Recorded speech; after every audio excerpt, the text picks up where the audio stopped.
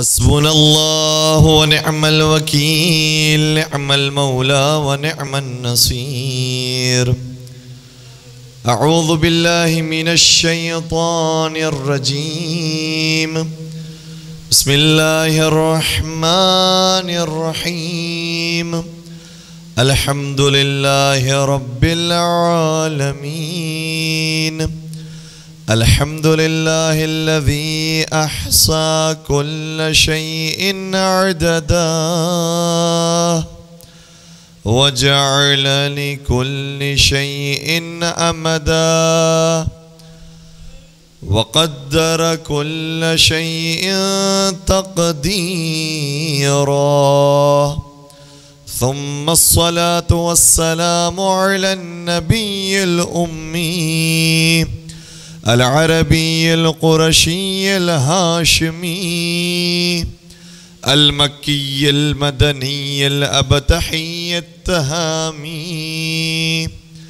العبد المؤيد والرسول المسدد المصطفى الأمجد المحمود الأحمد حبيب إله العالمين أبي القاسم محمد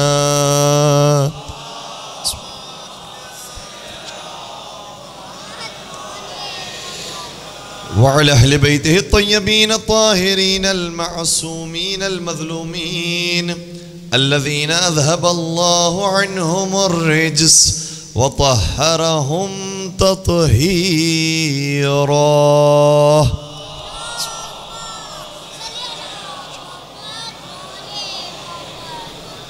ولعنة الله على أعدائهم أجمعين. أما بعد فقد قال الله تبارك وتعالى في محكم كتابه المجيد وفرقانه الحميد. بسم الله الرحمن الرحيم. وعد الله الذين آمنوا منكم وعملوا الصالحات ليستخلفنهم في الأرض كما استخلف الذين من قبلهم. درود پڑھ دیجئے محمد وآل.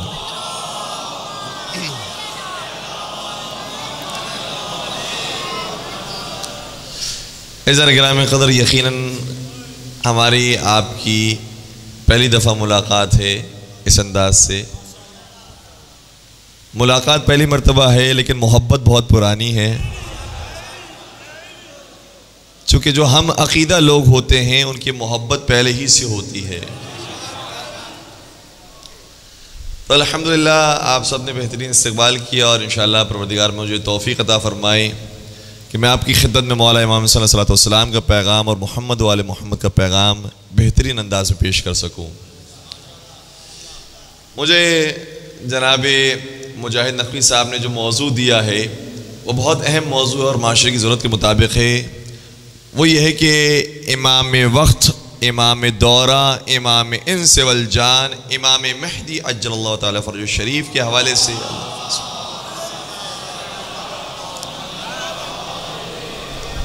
میں عرائض بیان کرنے کی کوشش کروں تو انشاءاللہ آپ میرا ساتھ دیجئے گا. اور ویسے بھی یہ زمانہ وہ ہے کہ جس زمانے میں سب سے زیادہ ذکر ہونا چاہیے تو زمانے کے امام کا ہونا چاہیے.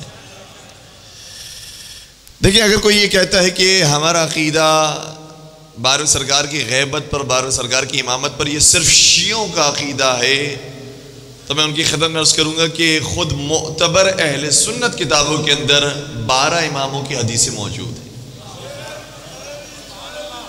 اور جب یہ 12 اماموں کی حدیث موجود ہے تو انہی 12 میں سے 12واں ہمارا اور آپ کا امام ہے. میں اپنی بات کا آغاز صحیح بخاری کی روایت سے پیش کرنا جا رہا ہوں. صحیح بخاری میں کتب الاحکام باب استخلاف، ایک بات کو جو نوجوان ہیں وہ نوٹ کریں گے انشاءاللہ. صحیح بخاری بہت ساری کتابوں پر مشتمل ہے، اس میں سے ایک کتاب ہے اور کتابوں کا ابواب کا مجموعہ جس کا نام ہے کتب الاحکام. اس میں باب کا نام ہے باب الاستخلاف، یعنی خلیفہ کا باب. اس کی حدیث نمبر 7223 اور اگر آسان کر دوں تو 7223. حدیث نمبر 7223 کے اندر راوی کہتا ہے کہ انس جابر ابن سمورہ روایت کرتا ہے کہ سمعت النبی یقول، میں نے نبی اکرم کو یہ کہتے ہوئے سنا کہ انہوں نے ارشاد فرمایا یکون 12 امیرا. نبی اکرم نے فرمایا، میری طرف توجہ فرمائیے گا، نبی اکرم نے ارشاد فرمایا کہ میرے جانے کے بعد 12 امیر ہوں گے. میں اپنی کتاب پیش نہیں کر رہا، صحیح بخاری کی روایت آپ کی خدمت عرض کر رہا ہوں. یکون 12 امیرا، میرے 12 امیر ہوں گے. فقال کلمۃ لم اسمعها، پھر کوئی جملہ ارشاد فرمایا جو میں نہیں سن سکا. عجیب بات ہے کہ جب بھی نبی اکرم 12 کا ذکر کرتے تھے تو کیا ہوتا تھا کہ لوگ سن نہیں پاتے تھے. کچھ ایسا ہوا کہ اس کے بعد میں سن نہیں سکا. فقال ابھی، تو میں نے اپنے بابا سے سوال کیا کہ بابا جان یہ بتائیے نبی اکرم نے کیا ارشاد فرمایا تھا؟ تو نبی اکرم نے فرمایا کلہم من قریش. میرے بابا نے کہا کہ نبی نے ارشاد فرمایا وہ 12 کے 12 قریش میں سے ہوں گے. تو اتنا تو طے ہو گیا کہ 12 کا لفظ صحیح بخاری کے اندر موجود ہے، اور ایک مقام پر نہیں متعدد مقامات پر ہے. جنہوں نے تحقیق کی وہ بیان کرتے ہیں کہ صحیح مسلم اور صحیح بخاری کے اندر یہ 12 کی حدیث کو اگر جمع کیا جائے تو وہ 17 یا 18 کی تعداد میں، جس میں 12 ائمہ کا ذکر ملتا ہے. اور میں ابھی کسی اور کے بارے میں گفتگو ہی نہیں کرنا چاہتا، میں تو اپنے مذہب کا نام بیان کر رہا ہوں. آپ بتائیے کہ ہمیں کیا کہا جاتا ہے؟ ہمیں کہا جاتا ہے شیعہ 12. ہم وہ شیعہ ہیں کہ جو 12 کو مانتے ہیں.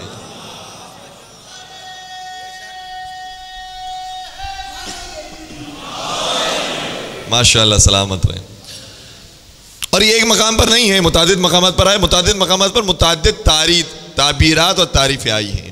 دوسرا مقام وہ ہے کہ جس کے اندر نبی اکرم نے ارشاد فرمایا یکون 12 خلیفہ، میرے 12 خلیفہ ہوں گے. تیسرے مقام پر آیا نبی اکرم نے ارشاد فرمایا 12 نقیبہ، میرے 12 نقیب ہوں گے. چوتھے مقام پر ارشاد فرمایا، یہ سارے حوالے جو میں پیش کر رہا ہوں سب کتب اہل سنت کے ہیں، میں اپنی کتاب سے کوئی بھی ایک لفظ پیش نہیں کر رہا. چوتھی تعبیر آئی نبی اکرم نے ارشاد فرمایا 12 قیمہ، 12 قیم اور سرپرست ہوں گے. پانچویں تعبیر آئی، اور پانچویں اور آخری تعبیر ہے، کیا عدد ہے؟ پانچویں تعبیر آئی کہ یکون 12 رجلا، میرے بعد 12 مرد ہوں گے.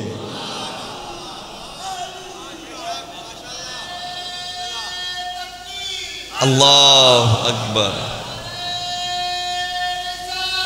یا رسول اللہ، یا علی یا علی. تو یہ اللہم صلی علی محمد وآل محمد وعجل فرجہم. عجیب بات یہ ہے کہ فرمایا میرے بعد 12 مرد ہوں گے. یا رسول اللہ آپ کے زمانے میں مرد موجود ہیں، آپ کے بعد بھی مرد آتے رہیں گے، یہ کون سے مرد ہے جس کی بات کی جا رہی ہے؟ شاید نبی کرم فرمائیں گے یہ وہی مرد ہے کہ جو خیبر کے میدان میں آیا ہے. اور اس ماشاءاللہ یا علی، اور اس مرد کے بارے میں بھی جو جملہ نبی اکرم نے ارشاد فرمایا ہے وہ بھی صحیح مسلم کے اندر پایا جاتا ہے. صحیح مسلم کی روایت کا جملہ یہ ہے کہ نبی اکرم نے ارشاد فرمایا تھا لَأُعْطِيَنَّ الرَّایَةَ غَدًا رَجُلًا، کل میں علم اس کو دوں گا جو رجل ہوگا، جو واقعاً مرد ہوگا. اور آپ کے ذہنوں میں دوسرا جملہ بھی یقین آگے ہوگا جو بزرگان ہیں میرے ساتھ دیکھیے، کرارن غیر فرارن، وہ کرار ہوگا، بڑھ بڑھ کر حملہ کرنے والا ہوگا اور فرار اختیار نہیں کرے گا.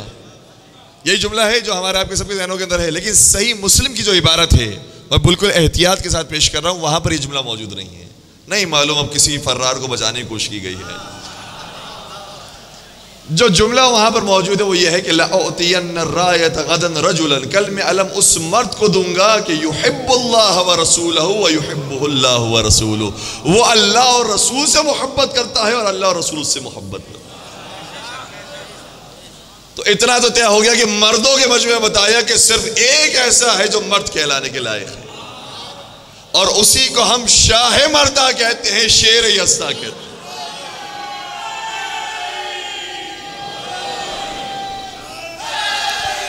یا علی، عجیب بات یہ ہو گئی کہ یہ ساری روایتیں میں نے ایک اپنے اہل سنت بھائی سے پیش کی جب ان سے گفتگو ہو رہی تھی، ای میل کے اوپر گفتگو ہو رہی تھی۔ میں نے کہا کہ آپ کی معتبر ترین کتابوں کے اندر موجود ہے کہ نبی اکرم نے شاہ فرمایا تو میرے بعد 12 امیر ہوں گے، کہیں پر فرمایا 12 خلیفہ ہوں گے۔ صحیح مسلم صحیح بخاری کی روایتیں ہیں۔ جب آپ نے اپنی کتابوں میں اس حدیث کو لکھا ہے تو بتائیے وہ کون سے 12 ہیں؟ وہ کون سے 12 ہیں؟ تو سنیں گے سامنے سے کیا جواب آیا۔ یہ نہیں بتایا کہ کون سے 12 ہیں، کہ آپ تو 12 امام کو مانتے ہیں، یہاں پر امام کا لفظ ہی نہیں ہے۔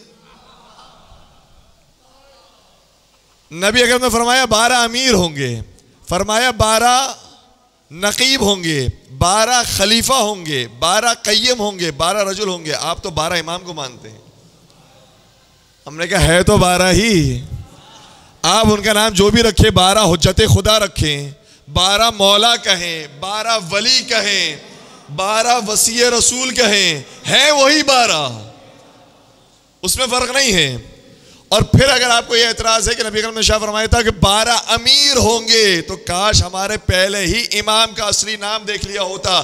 ہم جب ان کا نام لیتے ہیں تو کہتے ہیں وہ امیر المومنین، امام المتقین، علی بن ابی طالب علیہ السلام۔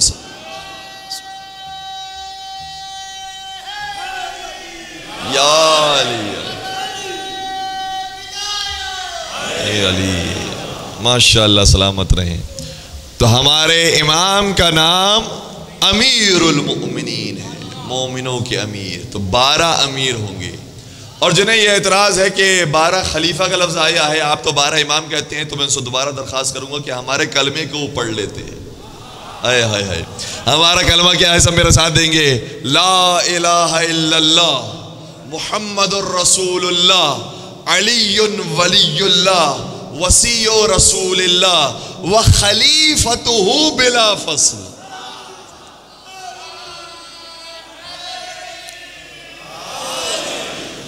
علی امیر بھی ہے، علی امام بھی ہے، علی مولا بھی ہے، اور علی خلیفہ رسول بلا فصل بھی ہے۔ تو نبی اکرم نے شاہ فرمایا تھا کہ میرے بعد 12 خلیفہ ہوں گے، اس میں سے سب سے پہلے ہم کہتے ہیں مولا متقیان امیر المؤمنین حضرت علی ابن ابی طالب صلی اللہ علیہ وسلم۔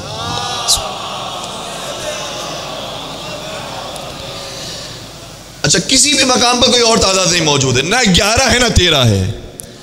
جب 11 اور 13 نہیں تو 4 کو تو چھوڑ دیجئے۔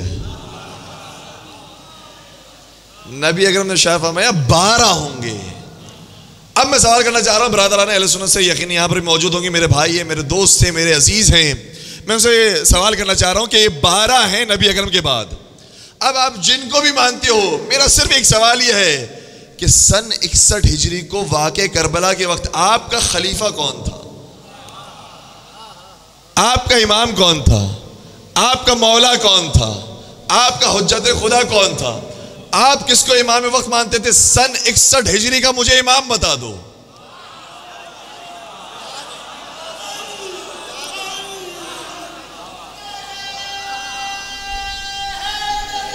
یا علی، زندہ آباد، مردہ آباد، مردہ آباد، یا علی، یا علی۔ تو اگر اتنا طے ہو گیا، اللہم صلی علی محمد و علی سلامت رہیں۔ تو اگر اتنا طے ہو گیا کہ سن 61 ہجری کا امام سب کی نگاہ میں امام حسین ہے، اگر اتنا طے ہو گیا تو میں ایک اور بات گزارش کرنا چاہ رہا ہوں۔ اس کا مطلب یہ ہوا کہ امامت کے لیے حکومت میں ہونا ضروری نہیں ہے۔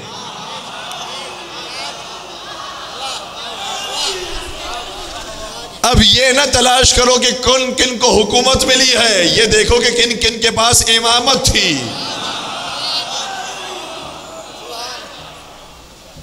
جب سن 61 ہجری کے اندر ہم یہ دیکھ رہے ہیں کہ مولا امام صلی اللہ علیہ وسلم امام ہیں جبکہ حکومت نہیں ہے، تو اس کا مطلب یہ ہوا کہ امامت کے لیے حکومت شرط نہیں ہے، چاہے اس سے پہلے ہو چاہے اس کے بعد ہو، امام ہوتا ہے چاہے حکومت میں ہو یا حکومت میں نہ ہو۔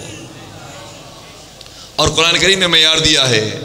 امام احمد ابن حنبل سے جب سوال کیا گیا کہ بتائیے کہ کیا آپ یزید پر لعنت بھیجنا جائز سمجھتے ہیں جائز نہیں سمجھتے ہیں، تو انہوں نے بڑا عجیب جواب دیا۔ انہوں نے کہا کہ قرآن کریم کی آیت ہے جس میں ارشاد ہوتا ہے کہ یزید پر لعنت بھیجنا جائز ہے، اور انہوں نے آیت پیش کی، کہنے لگے کہ قرآن مجید یہ کہتا ہے فَهَلْ عَسَيْتُمْ إِن تَوَلَّيْتُمْ أَن تُفْسِدُوا فِي الْأَرْضِ وَتُقَطِّعُوا أَرْحَامَكُمْ أُولَٰئِكَ الَّذِينَ لَعَنَهُمُ اللَّهُ وَأَصَمَّهُمْ وَأَعْمَىٰ أَبْصَارَهُمْ۔ قرآن کریم یہ کہتا ہے کہ کیا تمہیں اس بات میں تعجب ہو رہا ہے کہ اگر منافقین کو حکومت مل جائے گی، اگر منافقین حکومت چھین لیں گے تو یہ زمین میں فساد بھی برپا کریں گے اور قطع رحمی سے کام بھی لیں گے۔ اگر انہوں نے زمین میں فساد برپا کیا تو اولئک الذین لعنہم اللہ، ایسے ہی منافقین پر اللہ کی لعنت۔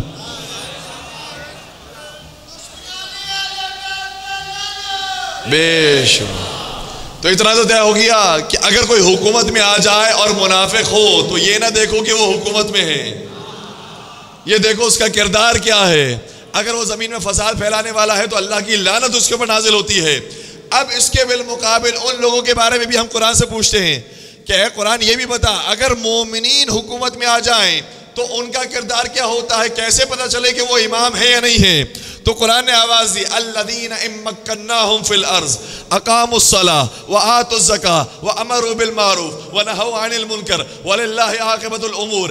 اگر مومنین کو حکومت مل جائے گی تو ان کی نشانی یہ ہے کہ یہ حکومت پاتے ہی نماز کو قائم کریں گے، زکوٰۃ کو ادا کریں گے، امر بالمعروف کریں گے، نہی عن المنکر کریں گے، اور ہر کام کا نتیجہ پروردگار کے ہاتھوں میں ہے۔ اب مجھے انصاف سے بتائیے گا جب ہم کربلا جاتے ہیں تو یہ زیارت میں جملہ کہتے یا نہیں کہتے کہ اشہد انک قد اقمت الصلاۃ وآتیت الزکاۃ وامرت بالمعروف ونہیت عن المنکر؟ اے حسین میں گواہی دیتا ہوں آپ نے نمازوں کو قائم کیا ہے، آپ نے زکوٰۃ کو ادا کیا ہے، آپ نے امر بالمعروف کیا ہے، آپ نے نہی عن المنکر کیا۔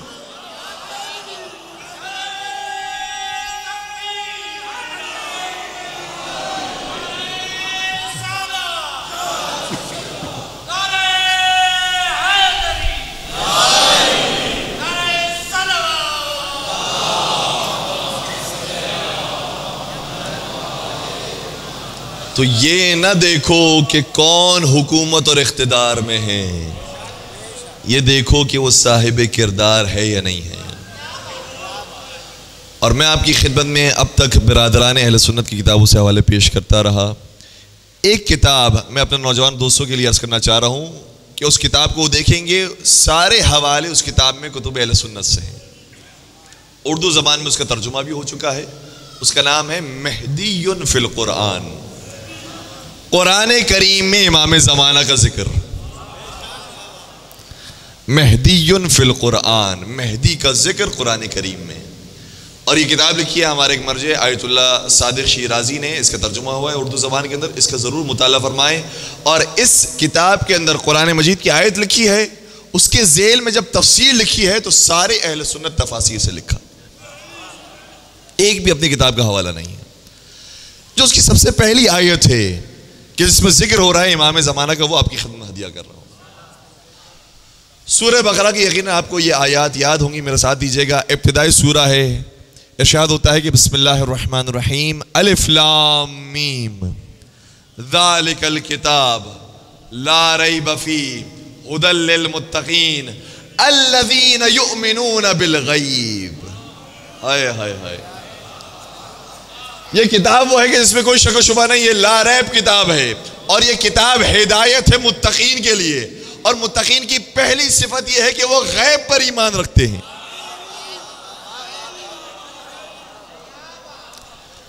میں کہوں گا پروردگار یہ تو متقی ہو چکے ہیں، ان کی کچھ اور نشانیاں بیان کر، یہ تو تجھ پر یقین رکھتے ہیں، تو غیب ہے، تجھ پر تو یقین ہے، رسول اللہ کی رسالت پر یقین ہے، قیامت پر یقین ہے، ان کے سارے عقائد مکمل ہے، اسی لیے تو متقی ہے۔ پھر یہ غیب کون سا ہے کہ جس کا ذکر کیا جا رہا ہے؟ اپنی کتاب نہیں، ینابع المودہ شیخ سلیمان قندوزی حنفی نقشبندی کی لکھی ہوئی کتاب، اس کی روایت یہ ہے کہ نبی اکرم نے ارشاد فرمایا یہاں غیب سے مراد غیبت امام زمانہ عجل اللہ تعالی فرمایا،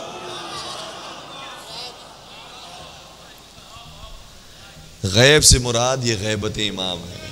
بسم اللہ، بے شک انشاءاللہ، بے شک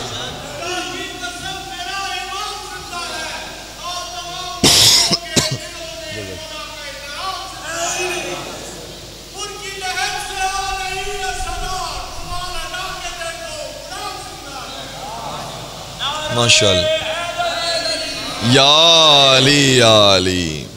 تو میں کیا عرض کر رہا تھا کہ پوری کتاب لکھی ہے مہدی فی القرآن کے نام سے، اور اس کی پہلی روایت میں نے آپ کی خدمت بیان کر دی۔ تو یہ کوئی ایسا ذکر نہیں ہے کہ جس کے اندر کوئی اختلاف کی بات ہو، اور جو لوگ یہ کہتے ہیں کہ آپ امام کہتے ہیں، میں ان کے لیے بھی ایک حدیث پیش کر دوں، اور وہ بھی صحیح بخاری کے اندر موجود ہے۔ جب زمانے کے امام کا ذکر آیا ہے صحیح بخاری کے اندر، اب کتنا انہوں نے شارٹ کیا، ایڈٹ کیا، کٹ کیا ہے، اس کے بعد بھی جو جملہ آیا ہے صحیح بخاری کے اندر وہ آپ کی خدمت بیان کر رہا ہوں۔ نبی اکرم شاہ فرماتے ہیں، صحیح بخاری کی روایت ہے، نبی اکرم شاہ فرماتے ہیں کیف انتم اذا نزل ابن مریم فیکم وامامکم منکم، نبی اکرم نے شاہ فرمایا اس وقت تمہاری کیا حالت ہوگی جب ابن مریم حضرت عیسیٰ علیہ السلام ظہور فرمائیں گے اور نزول فرمائیں گے، اور تمہاری زمین میں اتریں گے اور تمہارے سامنے آئیں گے۔ حضرت عیسیٰ جیسا نبی، اولو العزم نبی، صاحب شریعت نبی، اتنا عظیم نبی، وہ تمہارے درمیان آئے گا، لیکن امامکم منکم، لیکن جو ان کا بھی امام بنے گا وہ تم ہی میں سے ہوگا۔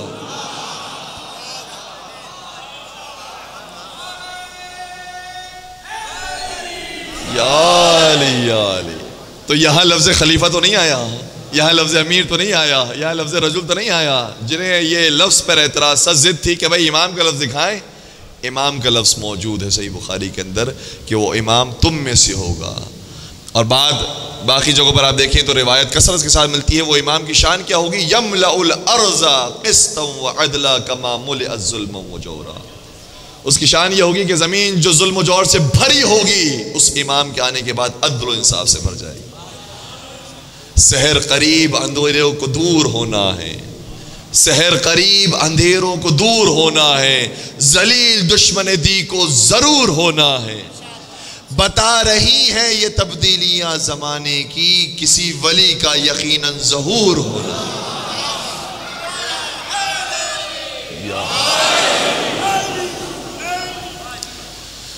آگے آپ یہاں تک ہمارے ساتھ۔ اب ایک مشکل روایت میں آپ کی خدمت بیان کرنے کی کوشش کر رہا ہوں، میرا ساتھ دیجئے گا۔ نبی سرکار حضرت امام محمد تقی علیہ السلام کی خدمت میں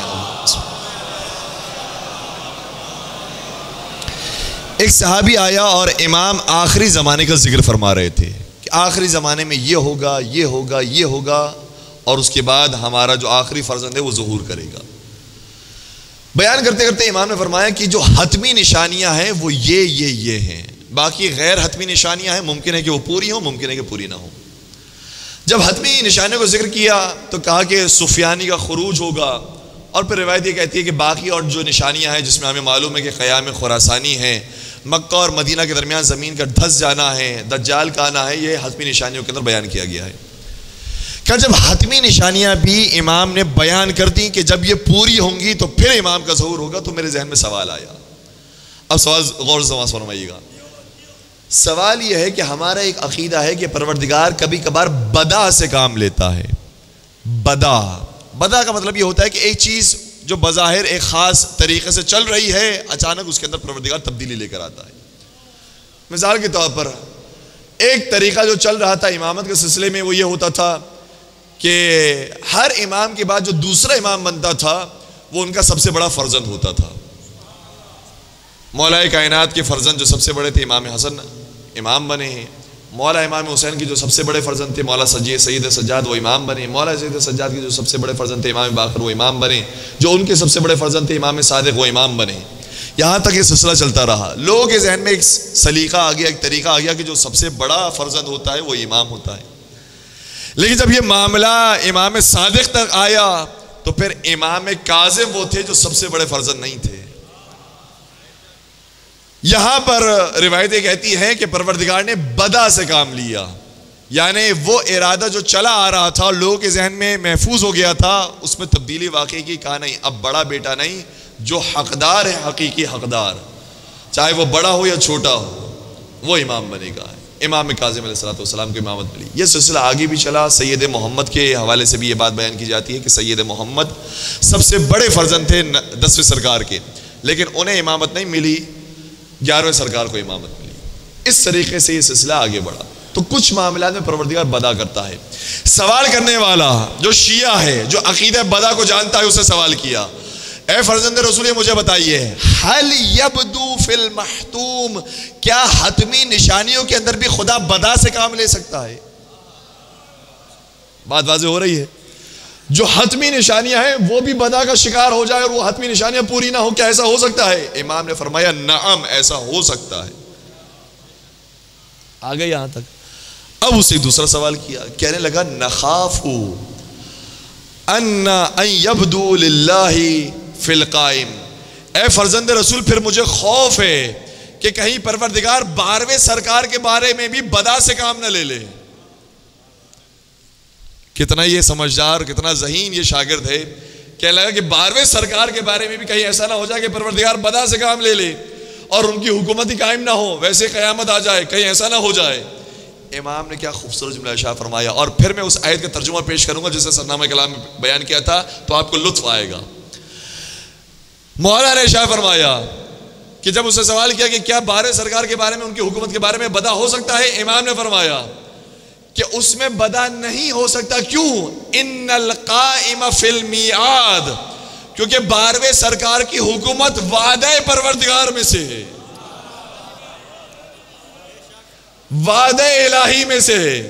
جس چیز کا خدا وعدہ کر لیتا ہے پھر اس کی وعدہ خلافی نہیں کرتا. قرآن کریم نے کہا ہے کہ ان اللہ لا یخلف المیعاد, پروردگار اپنے وعدے کی خلاف ورزی نہیں کرتا. یہ وعدہ ہے جو پورا ہو کر رہے گا. اب اس آیت کو سنیے گا جسے میں نے سلام کلام میں بیان کیا, وعد اللہ الذین آمنوا منکم وعملوا الصالحات لیستخلفنہم فی الارض کما استخلف الذین من قبلہم. یہ پروردگار کا وعدہ ہے سارے مومنین سے. میرا ساتھ دیجئے گا, خدا کہہ رہا ہے میرا وعدہ ہے سارے مومنین سے جنہوں نے مجھ پر ایمان لے کر آئے اور عمل صالح کیے ہیں. ان سے کیا وعدہ ہے؟ لَيَسْتَخْلِفَنَّهُمْ فِي الْأَرْضِ, اس زمین میں ضرور انہیں خلیفہ بنائے گا. كَمَا اسْتَخْلَفَ الَّذِينَ مِن قَبْلِهِمْ, جس طریقے سے ان سے پہلے والوں کو خلیفہ بنایا تھا. تو یہ وعدہ الہی ہے اور وعدہ الہی میں کبھی بدا نہیں ہوتا. درود پڑھ دیجئے محمد و آل محمد.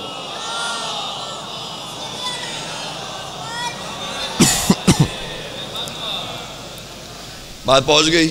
کچھ مشکل بات تھی لیکن آپ نے میرا ساتھ دیا اور الحمدللہ بات پہنچ گئی کہ 12ویں سرکار کی خلافت اور حکومت کے بارے میں بدا نہیں ہے, یہ وعدہ الہی ہے جو پورا ہو کر رہے گا. کسی نے کیا خوب کہا تھا کہ صحیح کو صحیح, غلط کو غلط لکھو, جب بھی لکھو ہمیشہ سچ لکھو.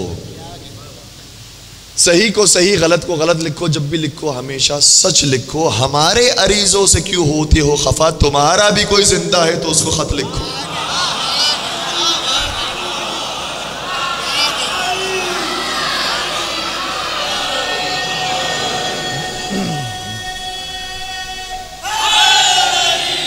یا علی یا علی, تمہارا بھی کوئی زندہ ہے تو اس کو خط لکھو.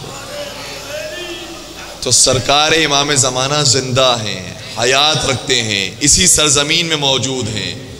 وہ ہمیں دیکھ رہے ہیں لیکن ہم انہیں دیکھنے سے محروم ہیں. مولا وہ زمانہ کب آئے گا کہ نرا و نراک, ہم آپ کو دیکھیں گے اور آپ ہمیں دیکھیں گے. مولا وہ زمانہ کب آئے گا؟ یہ زمانہ غیبت, اس کے اندر ہماری ذمہ داریاں بہت بڑھ جاتی ہیں. اور سب سے پہلی ذمہ داری یہ ہے کہ ہم خود بھی 12 سرکار پر مکمل یقین رکھنے والے ہوں اور دوسروں کے درمیان بھی اس عقیدے کو پہنچانے والے ہوں.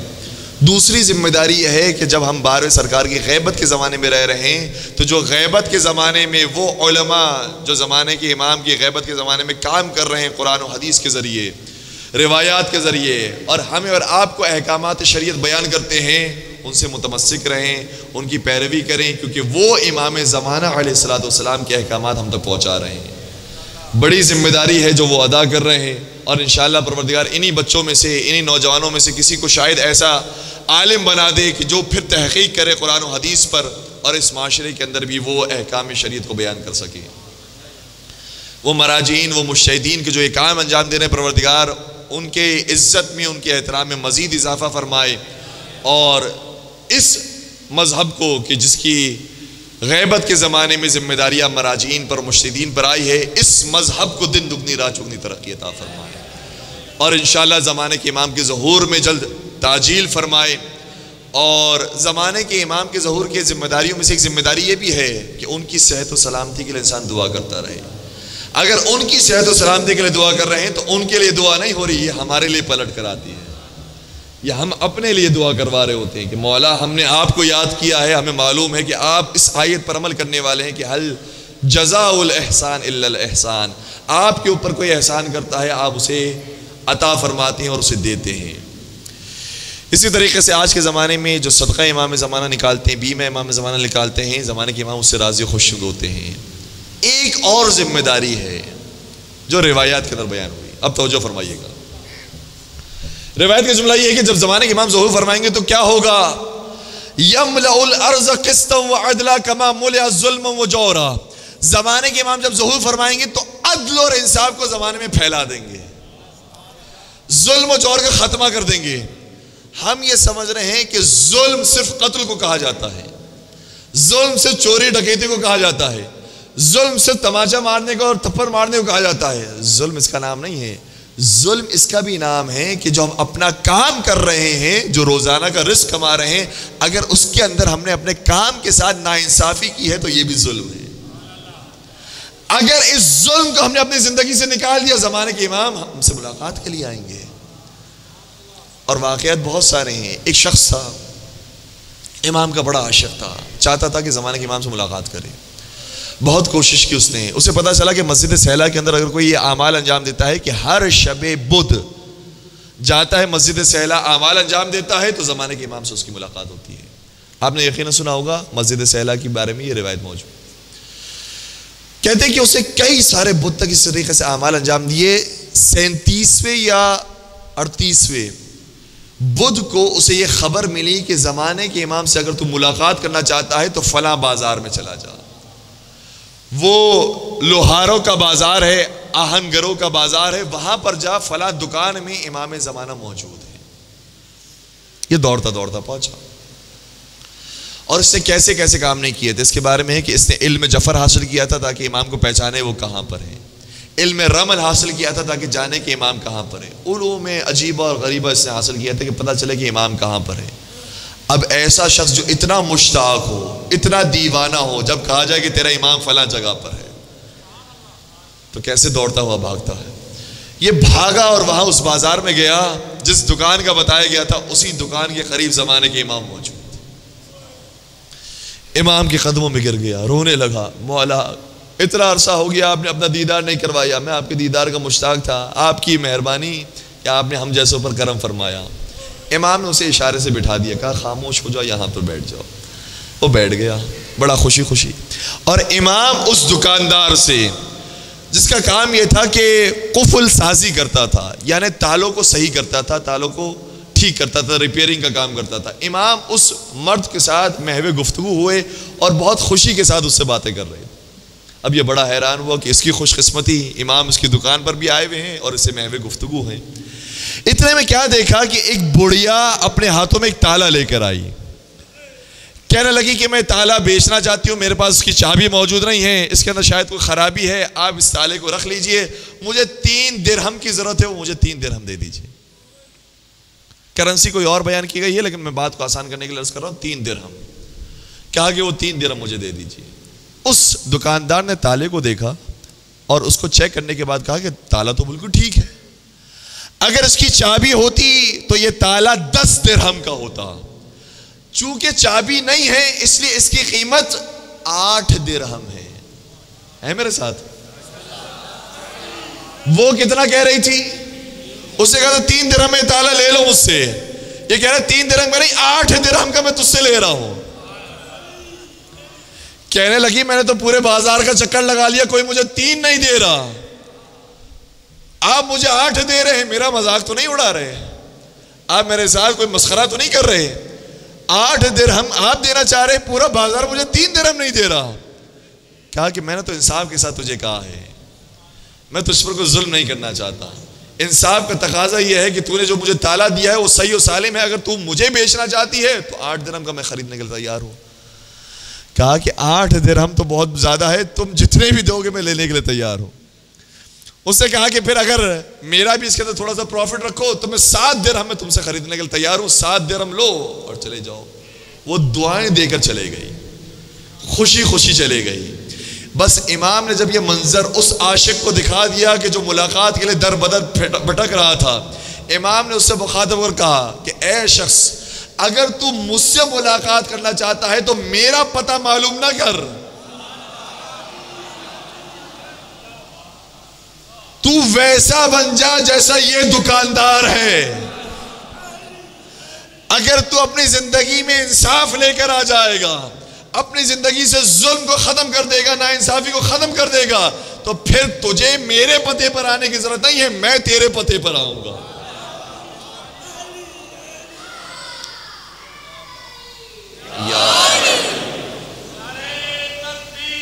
اللہ اکبر، یا رسول اللہ، یا علی اللہم صلی علی محمد وآلہ۔ کتنا بڑا پیغام ہے اور کتنا آسان سال ہے زمانے کے امام سے ملاقات کا۔ اگر اپنی زندگیوں میں انصاف لے کر آ جائیں، دکان میں ہو تو انصاف ہو، گھر میں ہو تو انصاف ہو، مجلس میں ہو تو انصاف ہو، مسجد میں جائیں تو انصاف ہو، کہیں پر انسان ظلم کرنے والا نہ ہو۔ اگر ظلم کو اپنی زندگی سے نکال دیا تو امام کے آنے کا مقصد یہی ہے کہ یملأ الارض قسطا وعدلا، زمین میں عدل و انصاف کو بھر دیں گے۔ اور یاد رکھیے گا کہ آج کے زمانے میں، غیبت کے زمانے میں جو اپنی ذمہ داری ادا کر رہا ہے روایات کی روشنی میں، وہ سب سے افضل انسان ہے میرے ساتھ؟ چلے تو نہیں گئے ہیں؟ سب سے افضل انسان ہے آپ کے اور میرے چوتھے سرکار حضرت امام زین العابدین علیہ السلام۔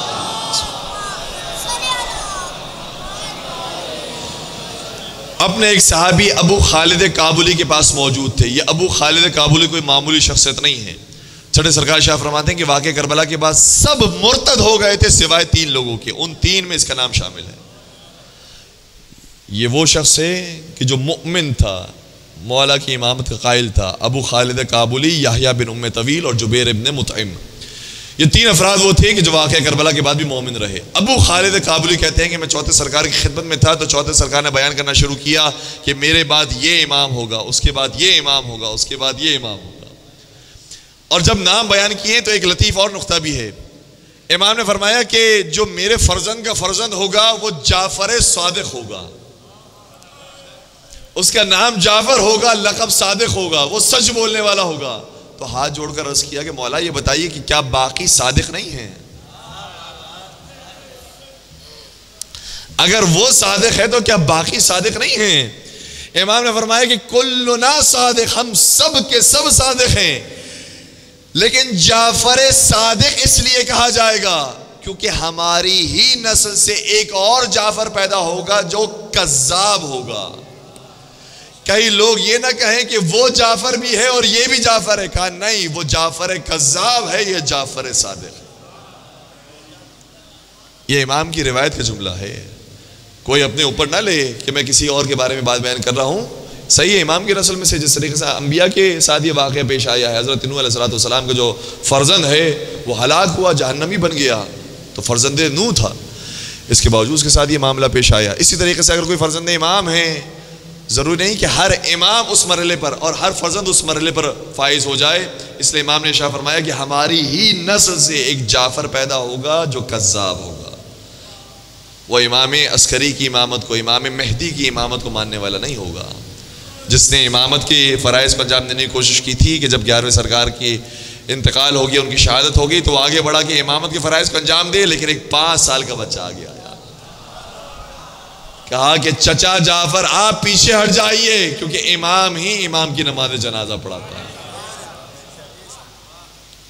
تو وہ جعفر کذاب تھا، یہ جعفر صادق۔ امام نے ایک ایک کے نام بیان کیے، میرے بعد یہ امام ہوگا، اس کے بعد یہ امام ہوگا، اس کے بعد یہ امام ہوگا، یہاں تک کہ آخری امام کا بعد جب آخری امام کی بات بیان کرتی تو امام نے شاہ فرمایا، یاد رکھو یا ابا خالد، ان اہل زمان غیبتہ القائلین بامامتہ والمنتظرین لظہورہ افضل من اہل کل زمان۔ فرمایا کہ جو آخری زمانے کے مومنین ہیں، جو اپنے امام کی امامت کو بھی مانتے ہوں اور ظہور کا انتظار بھی کر رہے ہوں، یہ مومنین ایسے ہوں گے جو ہر زمانے کے مومن سے افضل ہوں گے۔ اللہ اکبر، یا رسول اللہ۔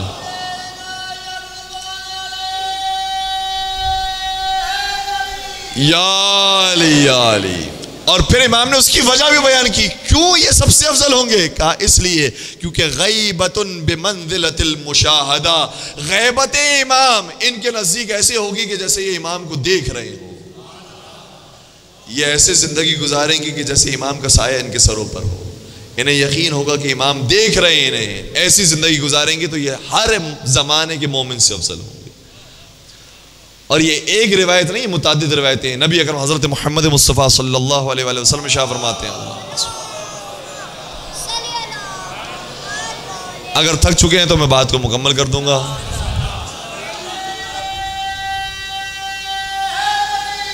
یا علی ماشاءاللہ، سلامت رہے۔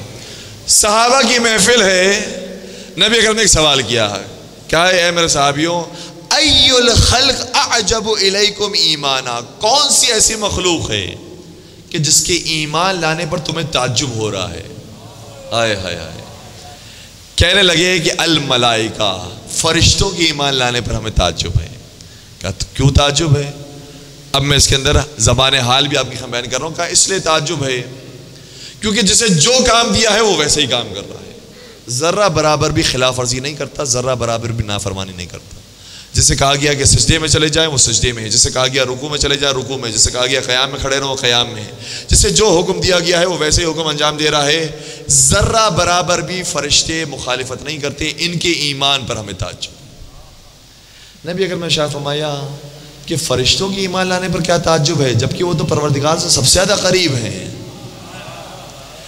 وہ تو انبیاء کو وحی پہنچاتے ہیں، اگر وہ ایمان نہیں لائیں گے تو اور کون ایمان لائے گا؟ کہنے لگے قالوا فالانبیاء، اگر ان کے ایمان پر آپ کو تعجب نہیں ہے تو آپ جو انبیاء ہیں ان کے ایمان پر ہمیں تعجب ہوتا ہے۔ اور واقعی انبیاء کے بڑے کام ہیں، کسی نے پتھر کھائے ہیں، کسی کو آرے کے نیچے لے کر آئے ہیں، کسی کو گھسیٹا گیا ہے، کسی کو سولی پر چڑھایا گیا ہے، بڑی تکلیفیں برداشت کی انبیاء نے، لیکن ان کے ایمان میں ذرہ برابر بھی کمی نہیں آئی۔ کہ آپ کے ایمان پر ہمیں تعجب ہے۔ نبی اکرم نے شاہ فرمایا کہ ہمارے ایمان پر کیا تعجب ہے، جبکہ ہم پر تو وحی الہی نازل ہو رہی ہے، ہم تو خدا سے رابطے میں ہیں، ہمارے ایمان پر کیا تعجب، ہمیں تو یقین ہے پروردگار کے اوپر۔ سنیں گے پھر کیا کہا، کہنے لگے فنحنو، پھر شاید ہمارے ایمان پر آپ کو تعجب ہو رہا ہوگا کہ ہمارے ایمان کا کیا کہنا، ہم آپ پر ایمان لائے ہیں۔ اور واقعاً کچھ ایسے اصحاب تھے جنہوں نے بڑی تکلیفیں برداشت کی ہیں۔ عبداللہ بن مسعود کی گردن میں رسی باندھی جاتی تھی اور مکے کی گلیوں میں گھسیٹا جاتا تھا۔ خباب ابن ارد کو مکے کی گرم ریتی پر لٹا کر ان کی پیٹھ کو داغا جاتا تھا۔ عمار یاسر کی گردن پکڑ کر انہیں پانی میں اتنی دیر تک ڈبویا جاتا کہ ان کی سانسیں اکھڑنے لگتی، اور ان کا کوئی قصور نہیں تھا سوائے یہ کہ یہ لا الہ الا اللہ محمد رسول اللہ کہنے والے تھے۔ بڑے قربانیاں تھیں ان کی۔ کہا کہ پھر آپ کا ہمارے ایمان پر تعجب ہوگا کہ ہمارے ایمان کا کیا کہنا ہے۔ سنیں گے اب کیا فرمایا نبی اکرم نے شاہ فرمایا کہ تمہارے ایمان پر کیا تعجب جبکہ تم مجھے دیکھ رہے ہو، تمہارے ایمان پر کیا تعجب جبکہ تم مجھے دیکھ رہے ہو، تم قرآن کی آیتیں نازل ہوتے ہوئے دیکھ رہے ہو، جب تم ایمان نہیں لاؤ گے تو کون ایمان لائے گا؟ پھر کہنے لگے پھر اے اللہ کے رسول آپ ہی بتائیے پھر کون ایسا ہے کہ جس کے ایمان لانے پر تعجب ہے؟ نبی اکرم نے ارشاد فرمایا کہ فرمانے لگے کہ وہ افراد لقوم یکونون من بعدکم یجدون صحفا فیہا کتاب یؤمنون بی، مجھے اس قوم کے ایمان لانے پر تعجب ہے جو تمہارے بعد پیدا ہوگی. وہ مجھے نہیں دیکھیں گے، میرے اماموں کو نہیں دیکھیں گے، کسی کی زیارت نہیں کر سکیں گے، وہ صرف کتابیں پڑھیں گے اور مجھ پر ایمان لائیں گے. ان کے ایمان پر تعجب ہے جو بغیر دیکھے ایمان لائیں. یہ ہر زمانے کے مومن سے افضل ہے. اپنی قدر کو محسوس کیجئے گا. اور اگر میں اس جملے کو مزید پھیلاؤں تو اس کا مطلب یہ ہے کہ ہم اور آپ سلمان فارسی سے افضل ہو سکتے ہیں. سلمان فارسی دیکھ کر ایمان لائیں. اگر کوئی بغیر دیکھے ویسا ہی ایمان لے کر آئے تو پھر وہ افضل ہو سکتا ہے. ابو ذر غفاری صحیح ہے بہت بڑے مومن ہیں، لیکن دیکھ کر ایمان لائیں. مقداد دیکھ کر ایمان لائیں. عمار یاسر دیکھ کر ایمان لائیں. یہ بڑے بڑے جلیل القدر اصحاب دیکھ کر ایمان لائیں. اور اگر کوئی بن دیکھے ویسا ہی مانتا ہو تو اس کا ایمان بہت عظیم ہے. بس عزیزو، باتیں بہت سی تھی لیکن ہمارے دامن وقت میں گنجائش نہیں رہی. زمانے کے امام کو اگر راضی و خوشنود کرنا ہے تو جس کے بہت سارے اور طریقے ہیں، اس کا ایک اور طریقہ یہ ہے کہ حسین کا ماتم کرو، حسین مظلوم کا غم مناؤ. زمانے کے امام کو راحت اور سکون ملتا ہے. اور میں تو خود زمانے کے امام ہی کا جملہ آپ کی خدمت میں ہدیہ کر رہا ہوں. زیارت ناہیہ میں میرے زمانے کے امام یہ فرماتے ہیں فَلَئِنْ أَخَّرْتَنِيَ الدُّهُورِ، اے میرے جد مظلوم اگر زمانے نے مجھے مؤخر کر دیا. اور یہ ہم سب کے دلوں کی آواز ہے، اے امام حسین اگر زمانے نے ہمیں مؤخر کر دیا لَأَنْدُبَنَّكَ صَبَاحًا وَمَسَاءً وَلَأَبْكِيَنَّ لَكَ بَدَلَ الدُّمُوعِ دَمًا، تو اے میرے جد مظلوم میں آپ پر صبح و شام گریہ کروں گا، اور ایسے گریہ کروں گا کہ آنکھوں سے پانی نہیں خون ٹپکنے لگے گا. اجرکم علی اللہ. اے زمانے کے امام آپ ایسے گریہ فرماتے ہیں. کسی نے ظاہراً علامہ مہدی بحر العلوم سے کہا تھا کہ یہ جو جملہ زمانے کے امام کا ہے کہ وہ خون کے آنسو روتے ہیں، یہ مبالغہ ہے یہ حقیقت ہے. انہوں نے کہا تمہیں نہیں معلوم امام بغیر حقیقت کے کوئی جملہ نہیں کہتے. کہ کیسے ممکن ہے کہ انسان کی آنکھ سے خون جاری ہو جائے؟ کہا مجلس برپا کرو. مجلس منعقد کی گئی. کہا حسین کے مصائب کا آغاز کرو. مولا حسین کے مصائب کا آغاز کیا. علامہ مہدی بحر العلوم رونے لگے اور اپنے ہاتھ میں سفید رومال لیا اور اپنی آنکھوں پر رکھا. جب مصائب ختم ہو گئے اپنے رومال کو دکھایا تو اس میں 2 خون کے سوراخ موجود تھے. 2 خون کے سوراخ اور قطرے موجود تھے. کہا جب میں حسین کے مصائب کو یاد کر کے ایسے روتا ہوں تو جو حسین کا حقیقی وارث ہو وہ اپنے جد کو یاد کر کے کیسے روتے ہوں گے؟ خون کے آنسو گریہ کرتے ہیں.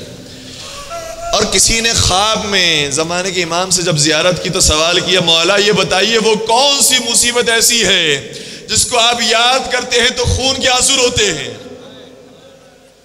ہائے کربلا میں تو بڑے بڑے چاند قربان ہو گئے، کون سا ایسا چاند ہے کہ جو قربان ہوا تو اس کی شہادت پر آپ خون کے آنسو روتے ہیں؟ سوال کرنے والے نے کہا کہ کیا اکبر کی شہادت پر روتے ہیں؟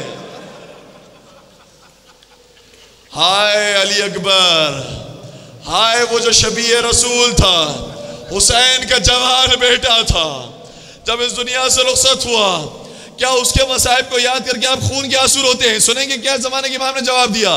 کہا کہ میں جس کی مصیبت کو یاد کر کے روتا ہوں اگر اکبر بھی اس کی مصیبت دیکھ لیتے تو وہ بھی خون کے آنسو روتے. کہا پھر کیا غازی عباس کی مصیبت کو یاد کر کے روتے ہیں؟ کہا اگر عباس بھی زندہ ہوتے اور وہ مصیبت دیکھ لیتے تو خون کے آنسو روتے. سوال کرنے والے نے کہا کیا پھر مولا حسین کی مصیبت کو یاد کر کے آپ خون کے آنسو روتے ہیں؟ مولا فرماتے ہیں کہ اگر آقا حسین بھی زندہ ہوتے اور وہ مصیبت دیکھ لیتے تو خون کے آنسو روتے. کہا مولا بتائیے کربلا کے تو میں نے سارے مصائب آپ کی خدمت میں رکھ دی ہے، پھر کون سی مصیبت ایسی ہے کہ جس کو یاد کر کے آپ خون کے آنسو روتے ہیں؟ کہا کہ ہماری پھوپھی زینب کبریٰ،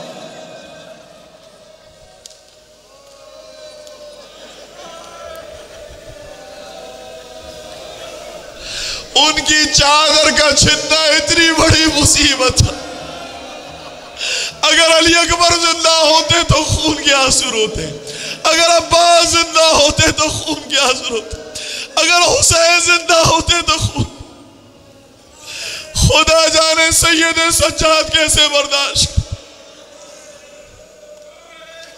اسی لیے مدینے میں جب کسی نے سید سجاد سے سوال کیا آقا یہ بتائیے کون سی مصیبت سب سے بڑی تھی؟ نہیں کہ میرے بابا کی مصیبت، نہیں کہ میرے چچا کی مصیبت، نہیں کہ میرے بھائیا کی مصیبت، 3 مرتبہ کا الشام۔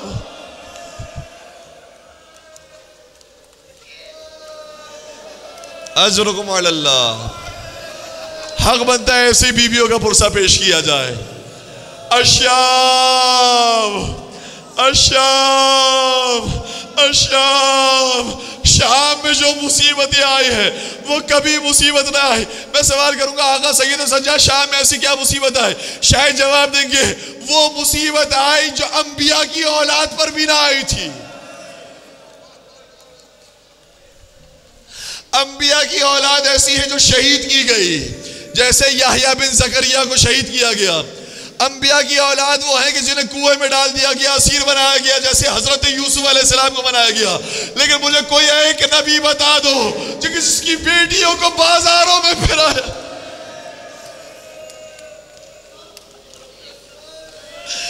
یہ صرف علی کی بیٹیاں ہیں۔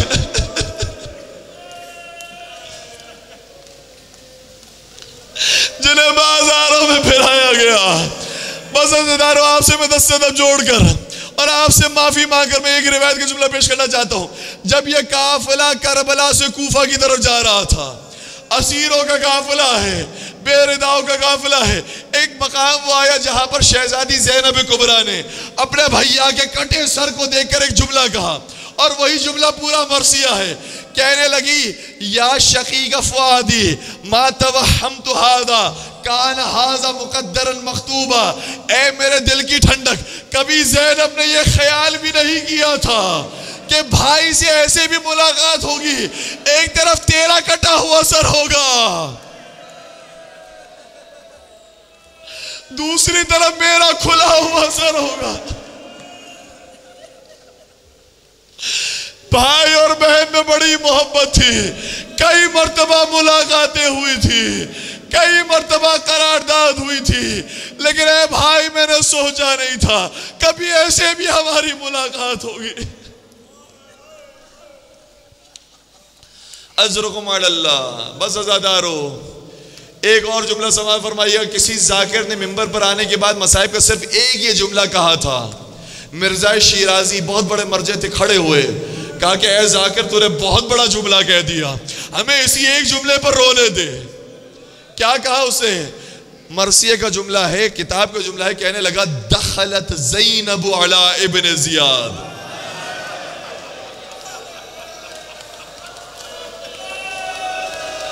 اس وقت کو یاد کرو جب زہرا کی بیٹی زینب ابن زیاد کے دربار میں گئی، لوگوں نے گریہ کیا، بہت ماتم ہوا، لیکن وہ دوسرا جملہ پڑھنا چاہتا تھا۔ مرزا شیرازی کھڑے ہو گئے، کہا تو نے کیا کہہ دیا؟ تو جانتا ہے تو نے کیا کہا ہے؟ وہ گھر جہاں سے پردہ چلا تھا، وہ جو اتنے شریف النفس تھے کہ پڑوسی نے بھی کبھی انہیں دیکھنا تو دور کی بات آواز نہیں سنی تھی، وہ جن کے گھر میں قرآن کی آیتیں نازل ہوتی تھی، جن کے لیے آیت تھی نازل ہوئی تھی، اس پاک بی بی کو بے مخنہ و چادر کسی عام انسان کے دربار میں نہیں، شرابی کے دربار میں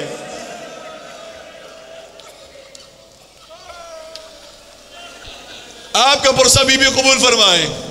میں ذہنوں کو قریب کرنے کے لیے ایک چھوٹی سی مثال دینا چاہتا ہوں، لیکن پہلے آپ سے میں معافی چاہتا ہوں، بہت معذرت چاہتا ہوں، میں مثال دوں گا تاکہ آپ کا ذہن قریب ہو جائے۔ خدا نہ کرے، خدا نہ کرے ہم سب کی عصمت اور ہم سب کی ناموس انشاءاللہ پروردگار محفوظ کرے، لیکن اگر مجبوری کے عالم میں ہماری بہن کو جو حجاب کے ساتھ ہو، میں معافی چاہتا ہوں، حجاب کے ساتھ ہو، اس پاک مجمع کے سامنے سے گزرنا پڑے.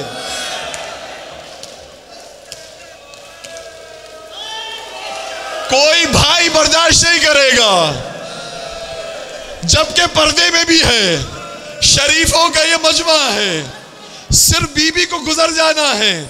کوئی بھائی برداشت نہیں کرے گا. ہائے زینب کبریٰ جو شریف زادی ہے، سید زادی ہے، علی زادی ہے، زہرا زادی ہے، اسے حجاب کے ساتھ نہیں، بے مخنہ چادر، شریفوں کے سامنے نہیں، بدماشوں کے سامنے. صرف گزرنا نہیں ہے، کھڑے رہنا ہے.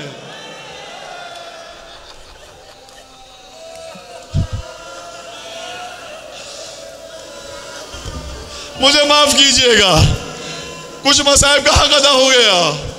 بس ازدارو یہ قافلہ جب کوفہ سے ہوتا ہوا شام آیا، مصائب میں اور اضافہ ہو گیا.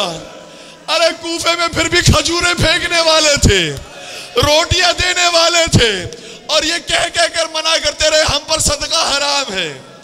لیکن جب یہ قافلہ شام میں داخل ہوا تو اب کوئی کھجوریں نہیں پھینکتا، پتھر مارتے ہیں.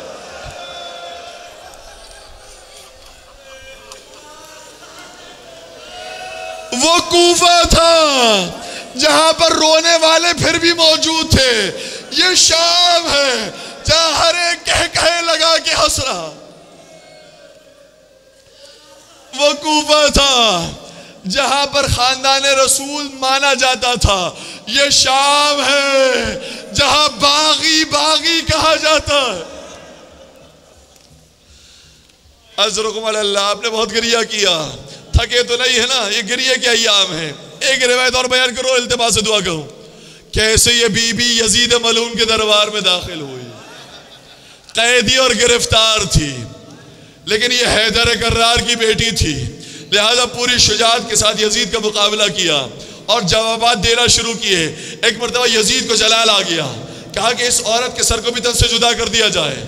شہزادی زینب کبریٰ گھبرا گئی، کہنے لگی کہ مجھے شہادت سے کوئی فرق نہیں پڑتا، میں شہید ہونے کے لیے تیار ہوں، لیکن میرے ساتھ حسین کی امانتیں موجود ہیں. ان امانتوں کی حفاظت کون کرے گا؟ شہزادی زینب کبریٰ کھڑی ہے، کہتی ہے کہ مجھے اس امانت کی حفاظت کرنی ہے، بس امانت کی حفاظت کے لیے میں تجھ سے کہہ رہی ہوں، مجھے قتل نہ کرنا. یزید نے کہا جلاد آگے بڑھ، اس کو قتل کر دے. ہائے زینب کی بات کوئی ماننے والا نہیں ہے. سنیں گے پھر کیا ہوا. وہ بی بی کھڑی ہوئی جو اس شہزادی کی کنیز تھی، جس کا نام فضہ ہے. جناب فضہ کھڑی ہوئی، دربار میں جو سفیر موجود تھے جو حبشہ سے آئے تھے، کہا ہے حبشہ کے سفیر ہو، تمہیں معلوم ہے میں کون ہوں؟ میں حبشہ کی شہزادی ہوں، اور میں تم سب سے کہتی ہوں کہ اس جلاد کو روک لو. جیسے ہی حبشہ والوں نے سنا کہ یہ ہمارے یہاں کی شہزادی ہے، سب نے تلواریں نکالی. کہا ہے یزید ہم اس کی بات رد ہونے نہیں دیں گے، اس کی بات ماننا تجھ پر ضروری ہے، ہم تجھے تلوار چلانے نہیں دیں گے. یزید گھبرا گیا اتنی تلواروں کو دیکھ کر، کہا کہ اچھا روک لیا جائے. شہزادی زینب کبریٰ بھی محفوظ ہو گئی، شہزادی فضہ بھی محفوظ ہو گئی. لیکن مجھے ایک جملہ کہنے دیجئے، جب شہزادی زینب کبریٰ نے سنا ہوگا میری بات ماننے والا کوئی نہیں، میرے کنیز کی بات ماننے والے موجود، تو مدینے کا تو رک کر کے کہا ہوگا نا، اے اماں زہرا کاش یہاں پر ہوتی تو دیکھتی، بیٹی درخواست کرتی ہے تو کوئی نہیں سنتا، آپ کی کنیز درخواست کرتی ہے تو سن لی جاتی ہے. ہائے آج وہ زمانہ آ گیا، آپ کی بیٹیوں سے زیادہ آپ کی کنیزوں کو عزت دیجیے.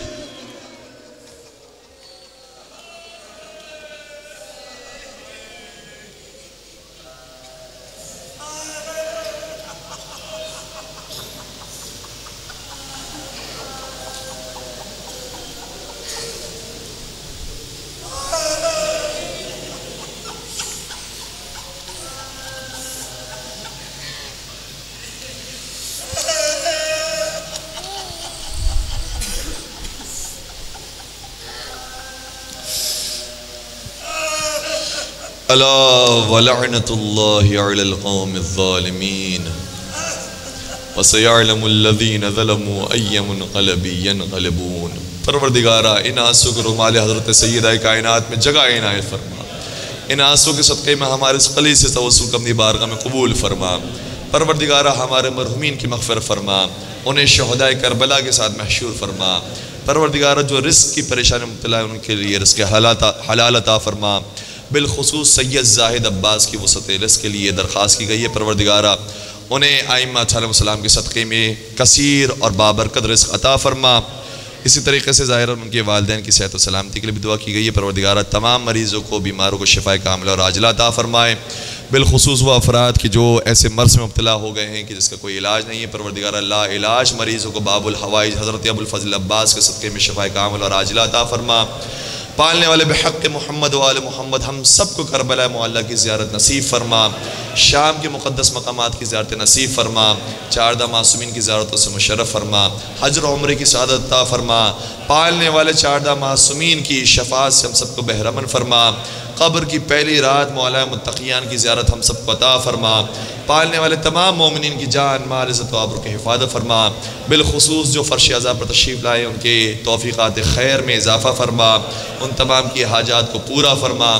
پالنے والے اس فرش عزا کے صدقے میں اور جہاں جہاں فرش عزا بچھ رہا ہے تمام عزا خانوں کی، تمام امام بارگاہوں کی، تمام مساجد کی حفاظت فرما، اس کی حفاظت کرنے والوں کی نصرت فرما اور ان کی حمایت فرما، اور تمام مظالم سے انتقام کے لیے اپنی آخری حجت امام عصر و زمان کے ظہور میں تعجیل فرما، ہمیں ان کے عاشقین محبین سچے چاہنے والے اور ماننے والوں میں شمار فرما۔ ربنا تقبل منا انک انت السمیع العلیم وتب علینا انک انت التواب الرحیم برحمتک یا ارحم الراحمین۔